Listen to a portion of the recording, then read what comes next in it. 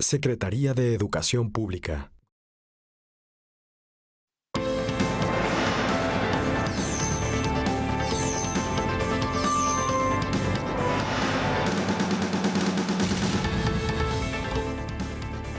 ¿Qué tal? ¿Cómo le va? Muy buenas noches. Muy buenas noches. Qué bueno que está con nosotros. Gracias. Bienvenido a una emisión más de Mesa Cuadrada. Me da gusto saludarle. Soy Enrique Lascano y le saludo, como siempre, en nombre de todo este equipo de trabajo, de todos mis compañeros. Vero, Pepe, Javier. Pues vamos a platicar de un tema que, digamos que directamente no nos genera, digamos, una intranquilidad, cuando menos en pues, nuestra cotidianidad como mexicanos. Pero en un mundo globalizado, donde uno sabe que lo que suceda en términos económicos, financieros, comerciales, incluso políticos, en otra parte del mundo, merced a la globalidad, pues tiene un impacto de este lado, a querer o no. Entonces, hoy cuando revisamos el tema de la Unión Europea, pues nos damos cuenta que uno de los países que nunca estuvo completamente dentro, que nunca ha estado completamente dentro de los organismos de Reunión Europea, ¿no? Pues hoy no lo está más, ¿no? Hoy ya está en este proceso que se llama Brexit, que es el proceso de salida legal de la Comunidad Europea, pues, ¿no? Y esto, Vero, Pepe, Javier, desde la reunión, desde la Asociación del Carbón y el Acero, pues siempre los ingleses como que han querido comer aparte, Javier. Pues sí, pero ahora ya, después de tantos años, precisamente se acaba de cumplir 60 años de la firma de los tratados de Roma y 2 días después Theresa May entregó formalmente la carta de petición de inicio de la salida del Reino Unido de la Unión Europea. Sin embargo, la verdad es que desde ese día, es decir, estamos hablando de hace no más de 15 días, ha sido muy intenso el debate en el Reino Unido y en Europa y también en Estados Unidos respecto de la utilidad, la eficacia y, digamos, que las consecuencias positivas que pueda tener para ambas partes esta salida. Yo quisiera comenzar por señalar algo que apuntabas, Enrique, en la introducción, respecto de que en apariencia, y lo subrayo y tienes toda la razón, en apariencia no nos afecta a nosotros, pero quizá en lo que se refiere estrictamente al aspecto de la Unión Europea no nos afecte, pero sí, por ejemplo, en las maneras de hacer política. Recordemos que buena parte de la promoción del Brexit, que es una contracción, un neologismo del Britain Exit, es decir, Bretaña salir, por eso se dice Brexit, pues tuvo que ver con una participación del denominado Partido del Reino Unido Independiente, financiado por una sola persona, es decir, por un gran empresario muy acaudalado, que incluso su esposa acaba de ser acusada de ser espía a favor de los intereses de Rusia, y que tuvo que ver con esta sincronía con el ascenso de la política que desarrolló el entonces precandidato, después candidato y ahora presidente de los Estados Unidos, Donald Trump. El Brexit en términos políticos, en términos de movimiento social, se ha incrustado muy bien con los posicionamientos de otros partidos, como el Frente Nacional en Francia, que está ya próxima a la primera vuelta, y su candidata Marine Le Pen aparece en el primer lugar de preferencia. Yo dudo que vaya a ser presidenta, pero al menos sí va a tener una fuerte cantidad de votos que la lleve a la segunda vuelta. Y así tenemos otros partidos políticos con esos posicionamientos, por lo que América Latina no se escapa, yo no diría solo México, sino América Latina en general no se escapa de estas tendencias en donde en apariencia los partidos políticos son hechos a un lado, todas sus estructuras, para ser ocupadas por una sola personalidad. Entonces, me parece que en ese sentido sí el dinamismo político que se está viviendo en Europa como consecuencia del Brexit, desde luego que nos llega a América, Enrique. ¿Habría algún vaso comunicante entre este tipo de actitudes o de ideologías o de praxis política, algunos políticos allá o dirigentes políticos, con populismos aquí en esta casa común que es la América Latina, Pepe? Pues parece la característica, es la tendencia que hay, ¿no? Ahorita en América del Norte está el debate sobre el TLC y seguramente ya vale la pena ir acuñando el Mexit o Telexit. Canadiexit. US Exit, ¿no? Digo, y además, si hablamos de personalidades, pues aquí tenemos una, ¿no? que está en esa lucha, que trae esa campaña. Acá no, ¿verdad, Pepe? Acá en el país, ¿verdad? Acá nosotros. No, es parte un poco de esta configuración de liderazgos que son como antisistema, que son mucho más de reivindicaciones nacionalistas, nativistas, como le dicen en Estados Unidos, también, medio, exactamente, ¿no? Medio mesiánicos, de soluciones radicales y simplistas a problemas muy complejos, ¿no? Como los estamos viendo, que nadie niega que existan, es decir, sí hay, claro, evidentemente, ¿no? Una parte de la sociedad a la que los beneficios de la globalización, o si quieres ponerlo en este lado del Tratado de Libre Comercio, por ejemplo, no le llegaron de manera, digamos, tan patente o que se sintió excluida del todo, ¿no? de este tipo de beneficios comerciales, en donde entonces justamente pues hay un sentimiento de desencanto, de frustración, de enojo que busca salidas, digamos, quizás fáciles, ¿no? que es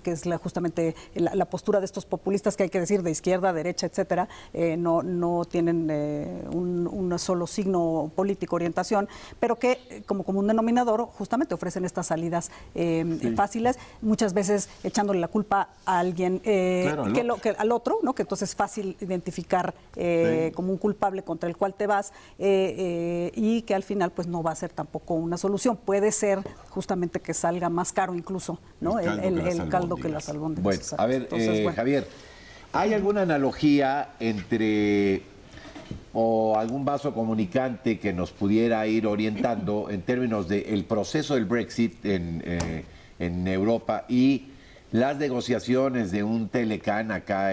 ¿Hay alguna experiencia que pudiéramos abrevar en términos de lo que van a ser las negociaciones?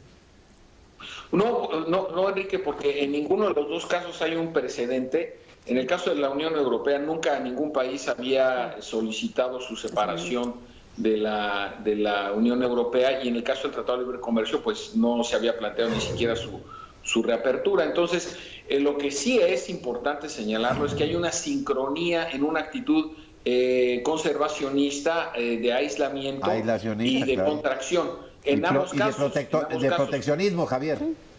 Sí, no, en ambos casos, y además también muy notablemente una fuerte dosis de xenofobia, sí, claro, y no muy oculto el racismo. Entonces, esta señalización hacia los que vienen de afuera, hacia al externo, como responsable de los males propios. Entonces, aquí sí hay una cierta sincronía entre lo que ocurre entre Estados Unidos y el Reino Unido. Un sociólogo británico, John Carlyle, lo llamó de manera muy afortunada el suicidio anglosajón, porque él sostiene que desde el siglo XVII hasta ahora el mundo ha vivido fundamentalmente bajo la influencia notable de la cultura anglosajona, bien sean los varios siglos del Reino Unido o bien los Estados Unidos, al menos desde la Segunda Guerra Mundial hasta hoy día. Esto es incuestionable. Entonces, el hecho de que en ambos países al mismo tiempo se esté dando una reacción de esta naturaleza sí llama la atención desde una perspectiva no solo política, comercial o financiera o económica, sino yo diría hasta antropológica, en este mundo donde si hay una ciudad cosmopolita en el mundo, o ciudades cosmopolitas en el mundo, yo diría, sin duda alguna está Estambul, pero de manera muy notable están Londres y Nueva York. Entonces, estas ciudades no pueden negarse al flujo que naturalmente implican el libre desplazamiento de las personas. Tan es así, me adelanto un poco a los próximos segmentos, pero Theresa May ya adelantó que uno de sus principales planteamientos al final de la negociación, que se calcula que pueden llevar hasta 2 años, sin contar las negociaciones bilaterales con los otros países integrantes, sería el de mantener la posibilidad de libre tránsito. Entonces ya muchos están comenzando a cuestionar aquí, bueno, ¿y entonces para qué fue el Brexit, no?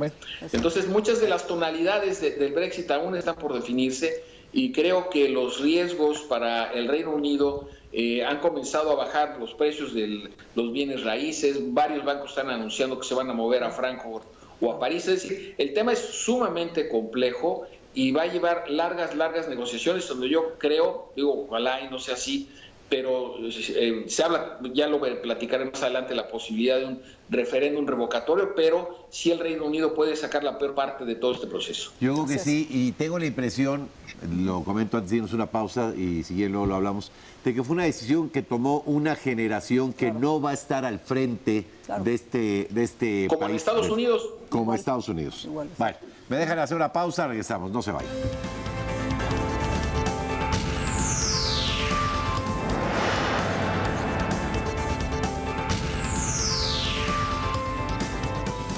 Bueno, ya estamos de nueva cuenta, Vero.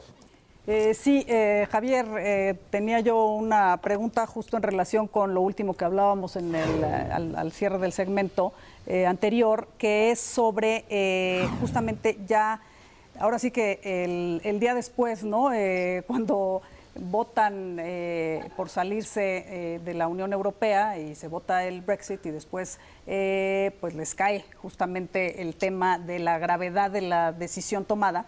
Ya hablábamos y decía Enrique de la generación que, al igual que sucedió en Estados Unidos, es esta generación mayor, es decir, no de jóvenes, los que ni siquiera van a tener que lidiar con las consecuencias, en este caso de salirse de la Unión Europea, y los jóvenes que se sentían como con mucho más oportunidades perteneciendo a la Unión, pues son los que van a tener de alguna forma que hacer frente. Pero tocabas un tema muy interesante y mi pregunta va en ese sentido. Evidentemente está siendo mucho más difícil la gestión del Brexit, es decir, toda esta parte de el proceso administrativo de salirse, y está repercutiendo en costos muy altos para el Reino Unido, y concretamente, bueno, para la primera ministra y su partido. Se dice que la opinión pública, que todavía está muy dividida, pero empieza a inclinarse, digamos, hacia un rechazo a la decisión tomada, podría presionar ahora para que se hiciera ese referéndum revocatorio del que tú hablabas hace un instante. ¿Qué tantas posibilidades le ves, o ya es un tema, como ha insistido la primer ministra Theresa May, con que, digamos, esto es un tema cerrado y lo que vamos a hacer es vamos a salir bien, o bien entendiendo en las mejores condiciones posibles? Sin embargo, digo, no es tan fácil, ¿no? Eso es un proceso que es muy complicado y que no se le ven exactamente los beneficios que vaya a tener al final del proceso de salida, ¿no? Sí, bueno, es que señalas algo muy importante, Verónica. Hay que recordarle a nuestros televidentes que los que apoyaron el Brexit lo lograron por el 51%, y quienes apoyaron permanecer en la Unión Europea lograron el 48%. Entonces, de ninguna manera fue una derrota absoluta, ni abrumadora, ni mucho menos. Es correcto. Incluso, esto está planteándose una cosa muy seria, porque el Brexit puede traer la descomposición geográfica del Reino Unido. ¿A qué me refiero? Exacto. Ahora se está discutiendo mucho el tema de Gibraltar. Bueno, en Gibraltar, como todos sabemos, una posición continental del Reino Unido en el sur de España, y en la península, quiero decir. Y resulta que en los ciudadanos británicos de Gibraltar, escuchen bien el dato, el 95% votó por permanecer en la Unión Europea. Claro. Es decir, solo el 5% votó por salirse. Entonces esto ya trae un problema de discusión muy serio, porque si los gibraltareños quieren hacer un referéndum para salirse del Reino Unido y permanecer en la Unión Europea, o ser un territorio libre, o asociarse a España, en fin, ya sería otra modalidad. Pero también está el secesionismo o el separatismo escocés. Ya hicieron formalmente la segunda petición. Nicole Sturgeon, que es la principal ministra, que es el cargo que se le da al primer ministro de Escocia aquí, ya solicitó formalmente realizar un segundo referéndum. El primero se realizó en el 2015 y apenas fue derrotado por una diferencia de 5 puntos, para que nuevamente los escoceses sean llamados a las urnas y decidir si se permanecen en el Reino Unido o se separan e ingresan a la Unión Europea. Exacto. Hay que recordarle a nuestros televidentes que también el Brexit fue derrotado en Escocia por una diferencia de más de 10 puntos. Pero también tenemos el grave problema en Irlanda del Norte e Irlanda. Irlanda es el único país que tiene frontera territorial con el Reino Unido, precisamente a través de Irlanda del Norte. Recordaremos una guerra de guerrillas que duró más de 20 años y que precisamente la lógica era no solamente la reivindicación del catolicismo, sino además lo que se conocía como el unionismo, es decir, que Irlanda fuera una sola nación. Bueno, pues también en Irlanda del Norte perdió el Brexit, ganaron también los de Brexit-in, es decir, que permanezca el Reino Unido, es decir, solamente en Gales y propiamente lo que es Inglaterra, ganó la posibilidad de salir de la Unión Europea. Pero también hay que recordar que Londres fue la ciudad que más votó por permanecer en la Unión Europea de todas las grandes ciudades del Reino Unido. Entonces, la posibilidad real de una crisis política de negociación, que en un momento dado, si las negociaciones se agudizan, pudiera convocarse a un segundo referéndum revocatorio, en este caso, sí se está comenzando a plantear. Y a mí no me resultaría extraño que a mediados del próximo año que se tuvieran que llamar a elecciones extraordinarias porque Escocia se quiere separar, porque Irlanda se quiere separar, porque Gibraltar se quiere separar. Bueno, pues entonces probablemente sí estemos ante un escenario que preocupa mucho, porque ya la misma Angela Merkel señaló ante la posibilidad de que Gibraltar se reintegre a España o bien Escocia se separe. Angela Merkel dijo que la Unión Europea no estaría en disposición de reconocer a ningún país que se independizara de otro. Esto, claro, contando con el apoyo de España ante el separatismo vasco y catalán, ¿no? Claro. Entonces, es sumamente complejo. El Brexit está trayendo una serie de reacciones, como lo apuntamos en la primera parte del programa de hoy, muy importantes y que sin duda alguna van a llegar a varias partes del mundo. No me quiero ir muy lejos. Allí está la campaña para la secesión del estado de California de los Estados Unidos también. Entonces, puede sonar un poco raro, pero ahí está la propuesta. Entonces, sí encontramos algunos elementos que tendrán que ser analizados y procesados, y que en este momento el Brexit está en un punto que solamente está arrancando, no hay ni agenda, no hay equipos de trabajo, es sumamente complejo y al menos se vaticinan 2 años, al menos 2 años para terminar el Brexit. Pero faltarían otros 2 años, se calcula, para los acuerdos bilaterales entre el Reino Unido, o lo que queda del Reino Unido para esa época, con España, con Francia, con Alemania, con Italia, etcétera, con todos los países. Sí. Javier, ¿cuáles son las tendencias en la población actualmente para permanecer o salirse de la comunidad? Esa es una. Y la segunda pregunta es, ¿cuántas leyes, reglamentos, tratados y demás hay que modificar? Yo leía en un periódico francés que son alrededor de 20,000. ¿Es verdad?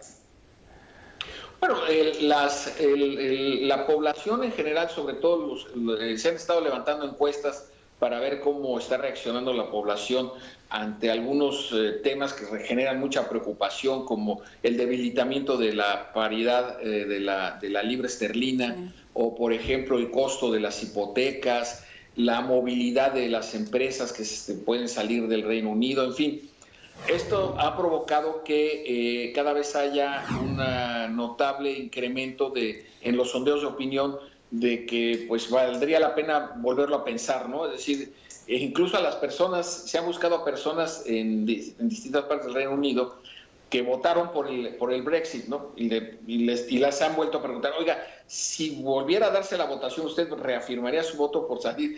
Y la mayor parte de ellos, al menos un 42%, han expresado que al menos lo pensarían.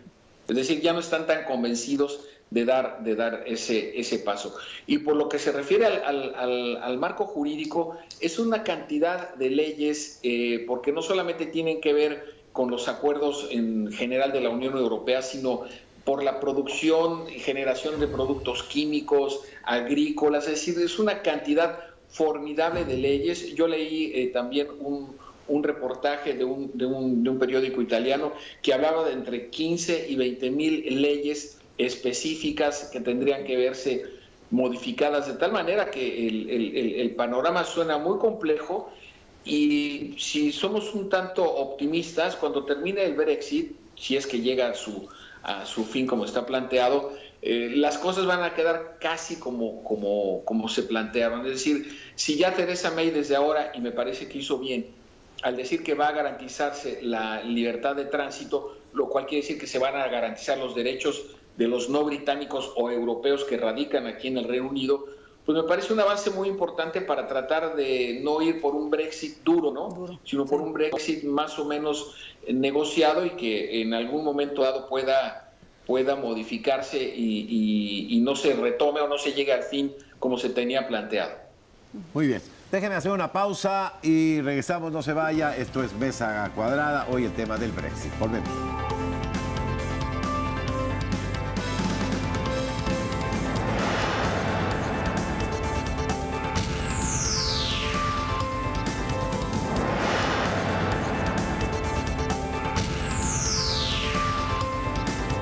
Ya estamos de nueva cuenta, Pepe. Javier, pues ahora tú eres el entrevistado. Oye, ¿cuánto pesa Theresa May para que no se repita el referéndum? Bueno, al interior del Partido Conservador hay obviamente diferencias, como también las hay en el Partido Laborista. En este momento se están discutiendo los presupuestos, como pasa en la mayor parte de los países del mundo, los presupuestos para el siguiente año fiscal, para el 2018. Esto es muy interesante porque de alguna forma aquí también, como existe la reelección consecutiva, pues muchos de los parlamentarios buscan tener satisfechas las expectativas del electorado que les permite ocupar su lugar en la Cámara de los Comunes.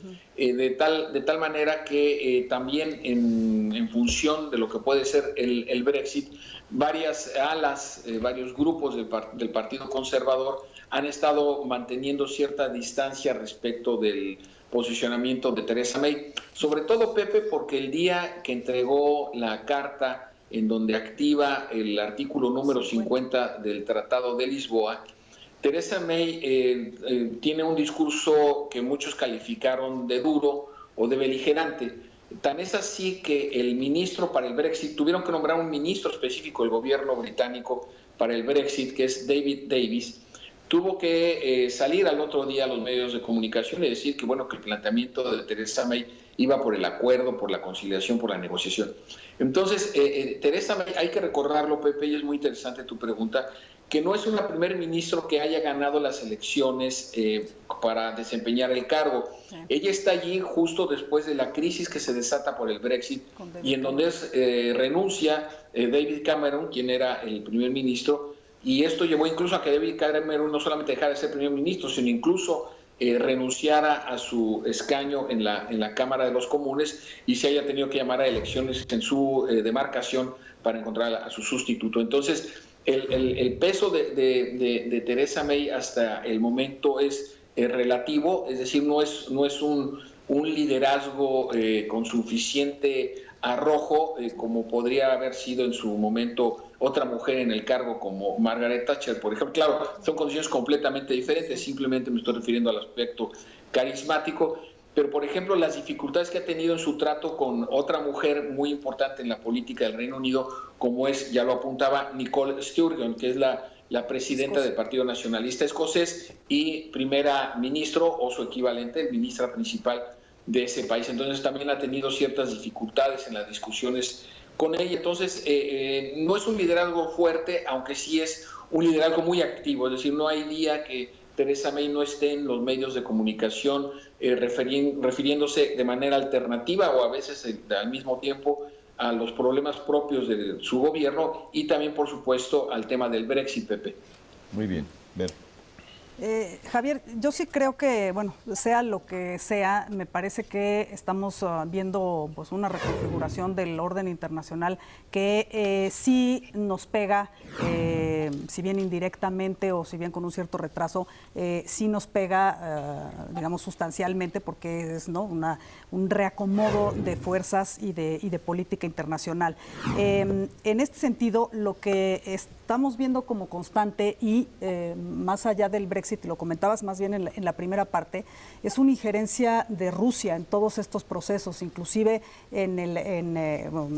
claramente lo decías tú en Europa, las elecciones elecciones en Holanda, digamos, podría parecer anecdótico, pero se optó por contar los resultados a mano para evitar un hackeo por parte de Rusia. En Estados Unidos tenemos justamente el tema latente de qué tanto intervino Rusia para el descarrilamiento de Hillary Clinton, para que ganara Trump, y para hackeo justamente de la infraestructura informática y demás. Me parece que, digamos, esta como constante injerencia rusa también no es un buen augurio para lo que venga, ¿no? No, sí, y fíjate, esto que apuntas es muy, muy importante, porque el único financiero del UKPI, que quiere decir Reino Unido Partido Independiente, es un importante banquero, un importante empresario, y fue uno de los, Farage fue el principal promotor, digámoslo así, del Brexit. Y este partido solamente tiene un parlamentario, solamente ganó un distrito, es muy paradójico, pero de una importantísima influencia en el Brexit. Bueno, este único parlamentario de ese partido, la semana pasada anunció que renunciaba a ese partido y se afiliaba al Partido Conservador. Y también este mismo financiero de este partido independiente o auténtico del Reino Unido señaló que ya iba a dejar de financiar al partido y que iba a buscar otras opciones políticas. Pero aquí lo importante es que su esposa estuvo acusada de ser espía a favor de los rusos, como ya lo apuntaba. Sí, entonces, la presencia, la cercanía, de alguna forma, porque es indudable que el debilitamiento de la Unión Europea en los equilibrios geopolíticos le es útil a los intereses de Rusia, sobre todo en una guerra no declarada en curso como la que hay en Ucrania, ¿no? Entonces, sí vemos que el debilitamiento de la Unión Europea, las fuerzas armadas más importantes de la OTAN en Europa son las del Reino Unido. Entonces, uno de los temas fundamentales aquí va a ser qué va a pasar con el Brexit en temas de seguridad, es decir, crimen organizado, migración irregular, etcétera, pero también lo que se refiere a los trabajos de inteligencia y de cooperación militar, aunque, insisto, el Reino Unido está en la Unión Europea y es diferente, obviamente, a la Unión Europea. Digo, está en la OTAN, pero puede salir de la Unión Europea. Entonces, estas dinámicas tan intensas, de alguna forma, pueden atemperar la discusión del Brexit, porque bueno, sí somos socios en la OTAN, pero no somos socios en la Unión Europea. Bueno, y al final, ¿cuál viene siendo la diferencia en términos de las políticas de seguridad, de inteligencia y de defensa de la Unión Europea respecto de la OTAN, ¿no? Entonces se vuelve muy farragoso, muy complicado, y sin duda alguna, en el corto plazo, esto a mí me parece puede ayudar a evitar que el Brexit o bien concluya como se había planteado en el 23 de junio, que fue el día del referéndum, o bien que se busque una fórmula parlamentaria de consulta a la ciudadanía para que finalmente este proceso se cancele. Bueno, hombre, pues ahí está el tema, ahí está expuesto desde distintos ángulos, un tema con muchas aristas que habrá que ir desmenuzando conforme se vaya dando el proceso de separación del Reino Unido de la Unión Europea. Ya se nos fue el tiempo. Javier, un abrazo hasta Londres. Igualmente, muchas gracias. Hoy te cargamos la mano, pero bueno, pues el tema está allá, así es que gracias por tus comentarios. Está la mano. Ahí te va. Gracias, Vero. No, al contrario, qué gusto, y hasta Londres un saludo, Javier. Igualmente. Muchas gracias, buenas noches. Abrazos desde acá, Javier, y nos despedimos todos en nombre de este equipo de trabajo. Soy Enrique Lascano, que tenga usted una aventurosa noche. Hasta la próxima.